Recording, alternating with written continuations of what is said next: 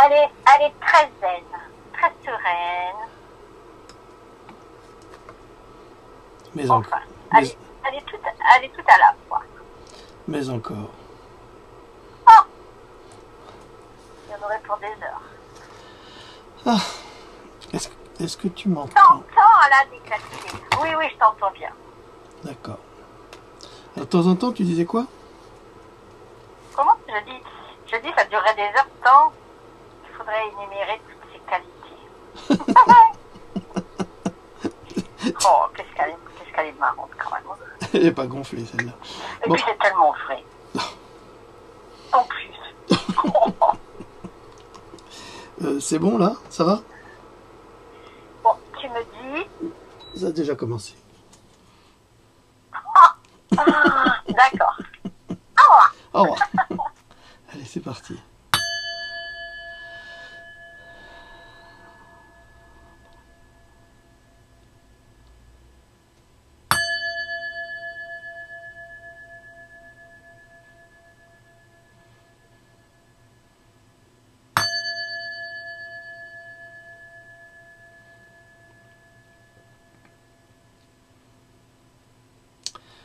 Bonjour à toutes, bonjour à tous.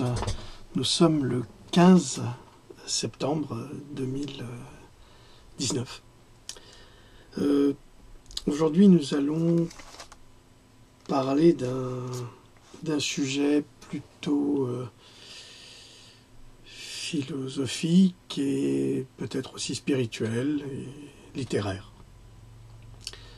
On en a parlé ce matin avec Louloute et on s'était dit que dernièrement on a fait des capsules qui étaient quand même assez dures en termes de révélation et les sujets sont très difficiles. Il faut du temps pour les accepter, il faut du temps pour les intégrer et après il faut du temps pour se battre pour la vie de ses enfants. Louloute, un petit commentaire? Alors j'ai pas dit bonjour de ce fait-là. Non, c'est vrai. Alors bonjour tout le monde. Et puis oui, ça va être... en vrai, ce que tu m'as lu, ce sera quelque chose à écouter, à réécouter, tant par sa beauté des mots. Et puis c'est un texte encore d'une très grande qualité, d'où émane une charge émotionnelle. Et c'est tout. C'est tout? Ok. Je veux dire que c'est rempli de compassion et sans complaisance sur les dysfonctionnements de cette société en même temps. Mais c'est quelque chose, ça fait du bien. Il y a beaucoup de douceur, je le répète, il y a beaucoup, tant par sa beauté des mots, ça fait du bien à écouter. Merci Louloute. Alors j'en profite également pour vous signaler que sur Cogito, bon c'est très alimenté, je traduis énormément d'articles sur la santé, sur les vaccins. C'est pas quelqu'un je ne suis pas quelqu'un qui arrive pour dire oui ça c'est des méchants, ça c'est des gentils, ça c'est des cons, ça c'est des ci et ci, ça c'est des ça. Non, pas du tout. Je fais plutôt parler des personnes qui sont bien plus compétentes que moi en la matière et qui mènent un combat vérifiable et vérifié aux États-Unis, entre autres, puisqu'en France, on n'a pas des gens engagés comme Robert Kennedy Jr., comme Del Bigtree, avec son émission des Highwire, comme le Dr Wakefield, avec sa team Wakefield, comme de nombreux autres sites et personnes indépendantes, pour parler de science telle qu'elle est, et non pas de la science telle qu'elle a été fabriquée et telle qu'elle nous est vendue. C'est également mon travail. Je remercie une nouvelle collaboratrice de Cogito, Flore Petit, qui a décidé, qui travaille beaucoup dans le domaine spirituel et qui a décidé de nourrir, si vous voulez, une page sur notre site cogito.com dans le domaine de la spiritualité. Donc je la remercie. Elle nous prépare un autre texte pour bientôt. Elle va sans doute rentrer dans cette équipe pour alimenter dans son domaine. C'est ça Cogito, c'est le partage des connaissances avec bienveillance. Alors aujourd'hui, je travaille sur un texte depuis hier soir. Alors chez moi, Louloute le sait, les textes ne sont jamais finis, ils sont toujours repris et repris. Néanmoins, nous avons décidé de le lire pour vous, de vous l'offrir.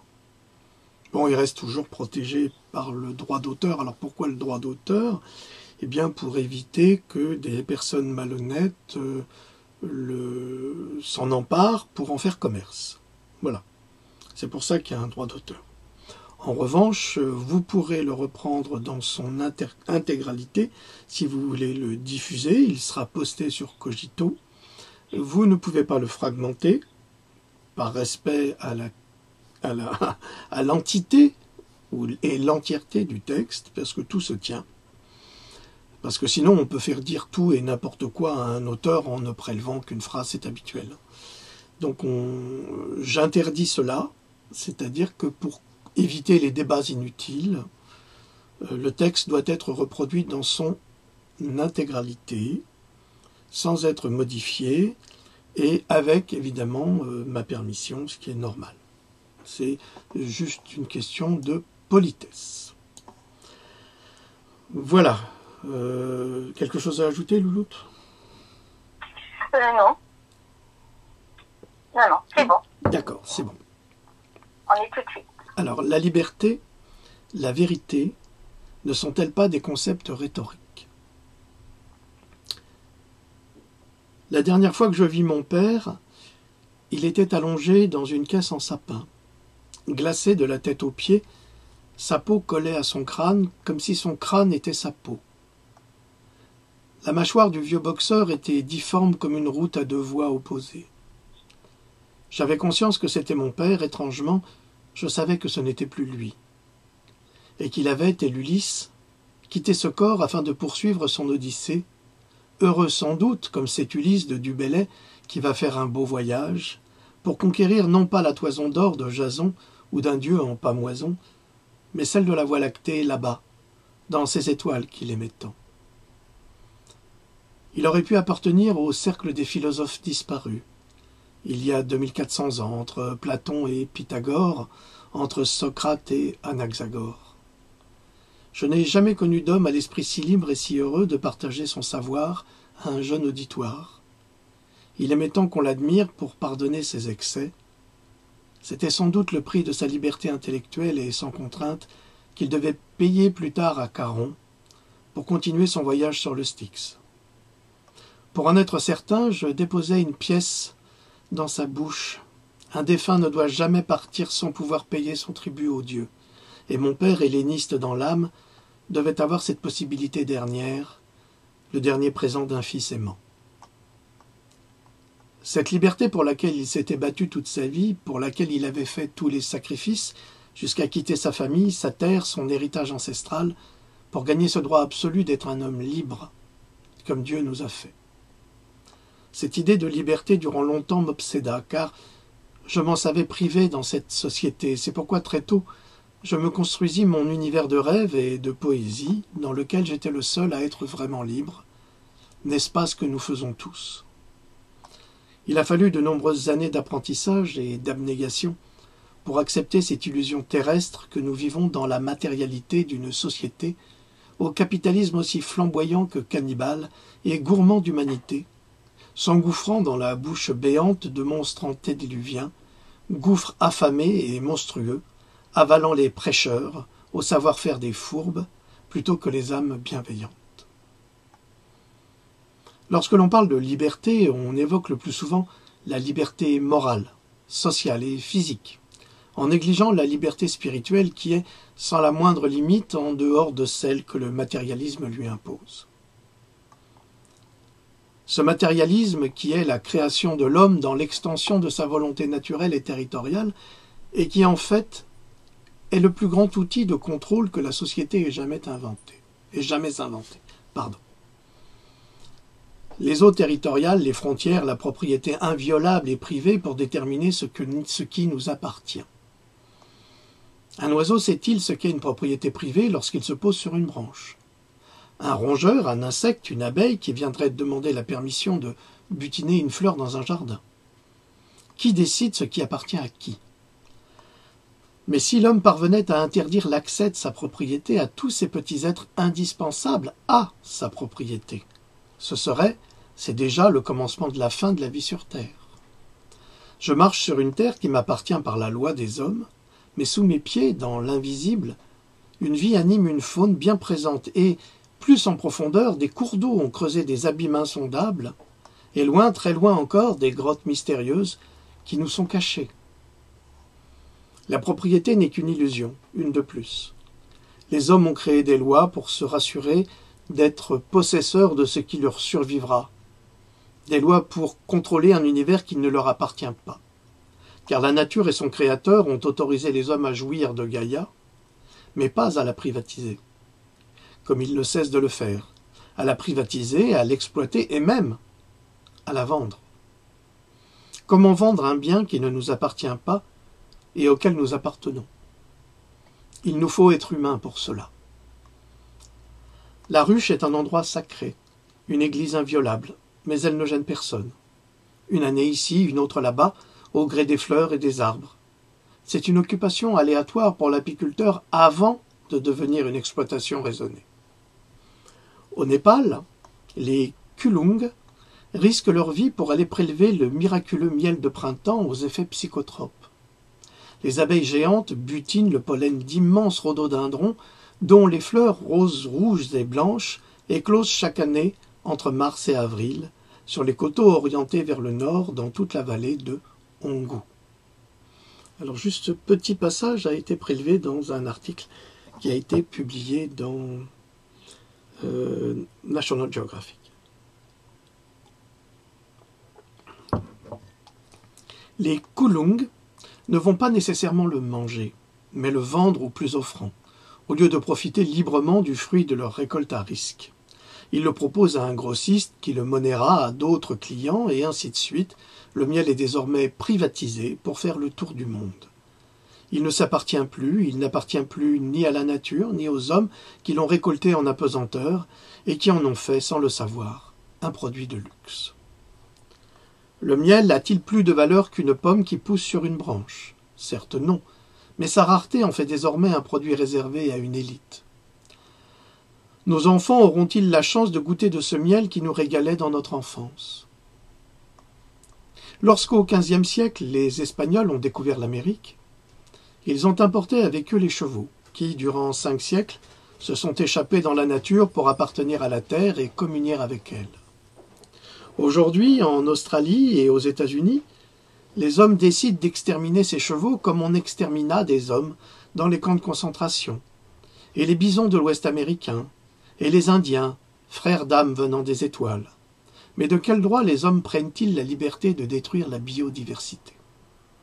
À quel titre?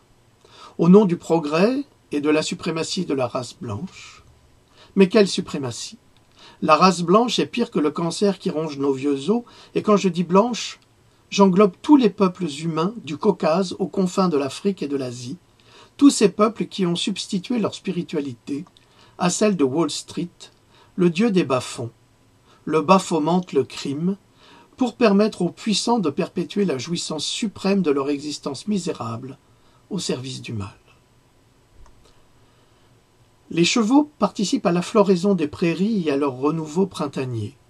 Ils fertilisent les sols sauvages qui n'intéressent personne, et les abattre, c'est déclarer vouloir nuire à la santé de la terre et de la nature qui explose sous des couleurs chatoyantes, nous rappelant celles des étoiles au firmament clignotant, immortelles couleurs silencieuses d'une vie pour nous muette, qui s'exprime à travers nos yeux comme le reflet secret de notre âme. Quel fou sur terre décide de tuer les loups qui régénèrent la nature par leur seule présence? Ils nettoient de la forêt les bêtes malades et usées par une existence faite de combats et de luttes. Ils transportent sur des kilomètres des semences non OGM et régénèrent les sols. C'est un crime tout aussi odieux de les assassiner avec acharnement. Et qui décide d'exterminer une race humaine ou animale? Qui? Faut-il tuer le loup pour se sentir libre? Faut-il assassiner le clan des loups pour ne pas que quoi, au juste? Les loups n'ont pas attaqué les hommes depuis des siècles. Ils sont libres à moitié, contingentés comme des prisonniers humains sur un territoire restreint, privés de leur gibier désormais élevé dans des enclos pour satisfaire des castrés de l'existence armés de fusils, libres d'assassiner des animaux innocents, car ces chasseurs sont désormais trop lourds, trop paresseux, trop ivres pour traquer la bête dans les bois. C'est donc l'expression médiocre de leur incapacité d'être humains, se satisfaisant de leurs crimes sur l'innocence animale, car elle aussi est le fruit du Créateur. Cet homme a fait de l'humanité l'ennemi juré de la vie. Je ne suis pas cet homme, je ne serai jamais cet homme. L'homme, toujours l'homme, qui se prétend libre d'agir au nom d'un Dieu qu'il n'a jamais vu, qu'il ne rencontrera jamais, alors qu'il reste prisonnier d'autres hommes qui lui ordonnent d'agir et d'être sous prétexte de liberté. La liberté est un piège que l'on nous tend. Elle est ce refus secret et irritant, ce refus constant qui amuse les puissants, et c'est par le sombre miracle de la chance, ou celui de la volonté, que nous pourrons peut-être l'approcher un jour. Souvent, les anges déchus qui souhaitent recouvrer leur liberté font croire aux hommes qu'ils leur offriront la leur. Mais le piège sombre se referme comme une huître du bassin d'Arcachon sur le rêveur, une fois cette liberté à portée de main, car l'ange déchu n'a jamais évoqué, ne serait-ce l'espace d'une seconde, l'offrir véritablement aux hommes qui, soumis aux uns, finiront toujours soumis aux autres, ces autres qui obéissent, l'âme close, à Satan, roi de la perversion sublime. L'homme a tant de comptes à rendre à son Créateur, mais, sous prétexte de silence et de progrès, il le méprise, étouffant en lui toute forme de spiritualité.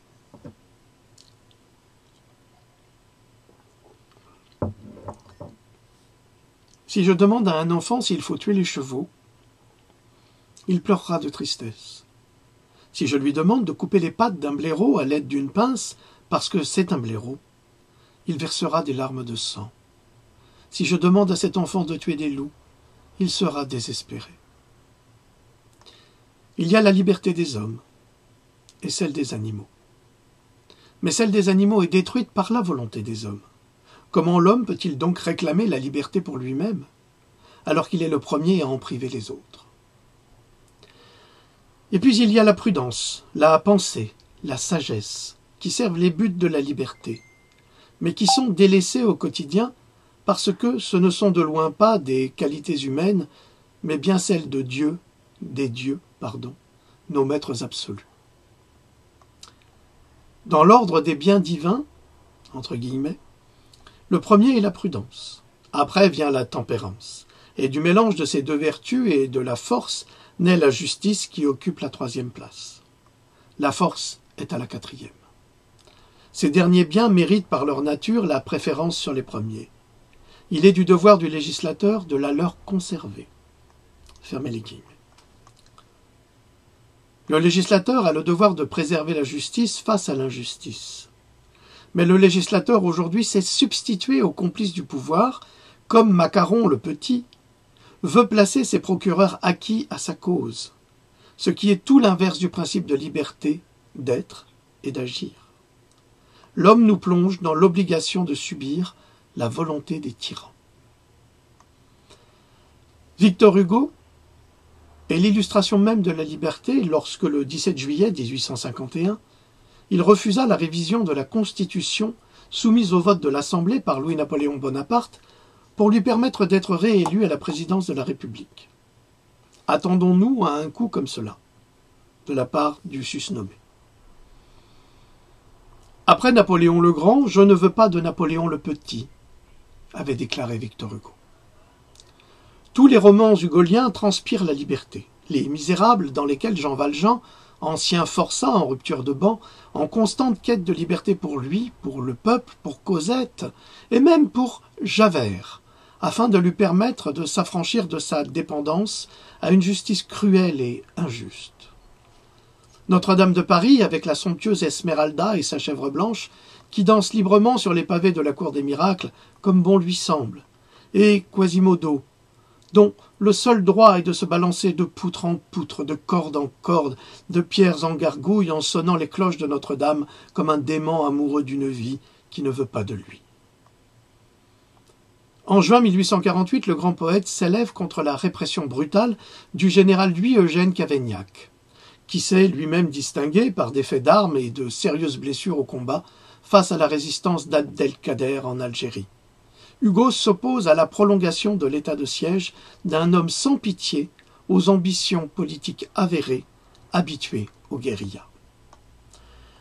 Il faut que le peuple respire, il faut que le peuple comprenne que le prix de la liberté est celui du sang des chimères. Malgré la honte, malgré les crimes, malgré la répression versaillaise contre ce petit peuple, ceux que l'on nomme désormais avec mépris en 1848, les communards, équivaudra l'érection d'un Sacré-Cœur sur une butte pour remercier le pouvoir d'avoir réduit le peuple en bouillie, cette bouillie qu'il aurait bien mangé ce peuple affamé, s'il avait pu. Et ce n'était pas tant la faute à Voltaire, ni même à Rousseau, si Gavroche a été fauché sur les barricades par un coup de fusil ajusté et cruel. Quel homme vise ainsi un enfant des rues, innocent comme la misère peut l'être? Gavroche s'est éteint dans un souffle dans le ruisseau, avec dans chaque main une balle et de cartouches un seau. Le souffle des braves dont songeait Ossian, ce poète des héros d'un autre temps, a aspiré celui de l'enfant en un instant mémorable. Victor Hugo est le grand défenseur des causes perdues. Des droits de l'homme et de la femme, du droit des enfants à ne plus être esclaves des adultes, lui qui va réclamer en vain l'amnistie pour les communards pour saluer les triomphes de la liberté et du courage. Car ne faut-il pas toujours du courage pour porter le flambeau de la vérité? Cette liberté que revendiquent les hommes, comme les gilets jaunes aujourd'hui, ils la revendiquent auprès de chefs élus ou pas, dictateurs et censeurs moraux qui décident de brimer et d'imposer des restrictions à la majorité. Mais pourquoi donc traiter les hommes ainsi, en dehors des fourmis qui mettent en esclavage les pucerons? Seuls les humains sont capables de telles bassesses envers eux-mêmes et le monde animal. Que signifie être né libre dans la bouche de ceux qui nous gouvernent?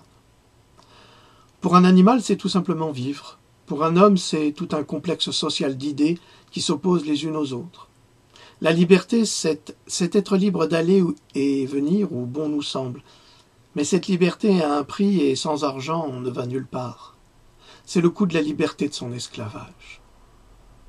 La liberté, c'est de croire que le travail est une aubaine, alors que c'est une prison sociale et que, pour en sortir, il faut toujours plus d'argent pour l'acheter. Alors, la liberté, c'est l'argent? En effet, la liberté, c'est l'argent pour ceux qui vivent selon ses codes. Pour les savants réformistes, être libre, c'est être transformé mécaniquement, numériquement, pour vivre soulagé du poids de la pensée et du corps. Pour les autres, c'est être libre de faire, de choisir pour soi, mais le cerveau des hommes est tellement abîmé aujourd'hui qu'ils ne parviennent même plus à comprendre le concept même de liberté, puisque la minorité dirigeante s'attend à trouver des hommes soumis à leur idée de liberté plutôt qu'à la liberté propre de chacun. Nous sommes nés, et nos enfants plus encore, dans une société où la tyrannie culturelle, religieuse et politique, car on ne peut séparer l'une des autres, même si les idéaux de la Révolution ont été de séparer l'État et le tiers-État, nous sommes nés sous l'influence du religieux, toujours présent où que l'on soit. Désormais, les prières se font dans la rue par pure provocation, car la foi est le rapport de chacun avec son Dieu, et c'est du domaine de l'intime et du privé. Ce ne doit pas être une démonstration théâtrale pour bien indiquer à l'autre, le mécréant, qu'il est justement mécréant. Et c'est aussi valable pour les Hébreux et les chrétiens qui partageaient le même temple 2 siècles après Jésus-Christ.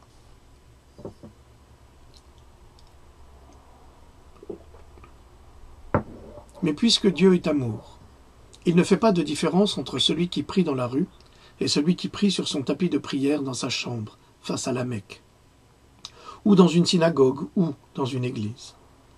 Chaque endroit saint est un espace de transmission du savoir et d'énergie vitale. Quelle que soit la pratique religieuse, aucune ne doit être méprisée, car ces endroits sacrés sont des hymnes à l'amour, Seuls les hommes, les mauvais hommes, qui s'attribuent les paroles de notre Père, bafouent l'idée même d'union entre les hommes, ce que souhaite et ce que souhaitait le Créateur de toutes choses, c'est l'unification absolue des hommes. La religion est considérée avoir un rapport à Dieu, mais également à Satan, son plus bel ange. Et la religion en France, depuis Louis XIV, ce sont les loges maçonniques qui contrôlent la pensée, le politique et le financier, en installant des hommes et des femmes soumis aux ordres, à toutes les positions stratégiques, afin de parler comme un seul homme, afin de diriger comme un seul homme, afin d'exécuter comme un seul homme. Ces religions qui volent la place même de Dieu pour servir qui ? Satan. Bien sûr, cette minorité de tyrans n'est pas nombreuse, mais peu importe le nombre, si chaque emplacement stratégique est réservé et contrôlé. En 400 avant Jésus-Christ, Anaxagore de Clazoménès disait fort justement que dans tout, il y a une part de tout. Le bien et le mal, la vérité et le mensonge, le religieux et le laïque. Il faut avoir été religieux pour devenir laïque. C'est inévitable. On est ce que l'on ne veut pas ou plus être. Nous vivons une époque formidable. Voilà, petite capsule, petit texte. Je ne vais pas faire d'autres commentaires. Je le relis encore une fois et je le posterai sur cogito.com. Si vous voulez nous contacter, contact@cogito.com. Voilà. Loloute, un dernier mot? Grand merci. Un grand merci pour ce texte vraiment d'une très très grande qualité. Et puis peut-être faire un petit coucou, tu parles de Cogito, à Pascalina, qui nous fait de très belles publications sur nature et animaux. Voilà. Eh bien oui, comme Pascalina est notre principale collaboratrice, une de nos meilleures collaboratrices qui défend la nature avec passion, elle a sa page et elle l'anime avec brio. Et ça nous apporte un peu de calme sur le site par rapport à toutes ces vérités tellement difficiles à admettre et à comprendre et surtout à dévoiler. Alors merci à Pascalina. N'hésitez pas à aller sur Cogito, vous pouvez toujours nous aider. Et si vous voulez la tasse, vous savez comment faire. Sinon, vous pouvez nous aider au quotidien pour nous permettre de continuer à vous informer. Nous vous remercions pour votre écoute. Nous vous souhaitons de passer un excellent dimanche et un bon début de semaine. Une bonne rentrée pour les enfants, surtout. Et protégez-les. Protégez-les, j'ai tout mis sur cogito.com. Les moyens légaux pour éviter, éventuellement, si vous le souhaitez, les vaccinations. Il n'y a pas d'obligation, c'est votre choix. Et si vous choisissez de protéger votre enfant, eh bien, lisez. Vous n'avez pas le choix et cela pourra vous aider. Merci, à bientôt. Salut. Au revoir.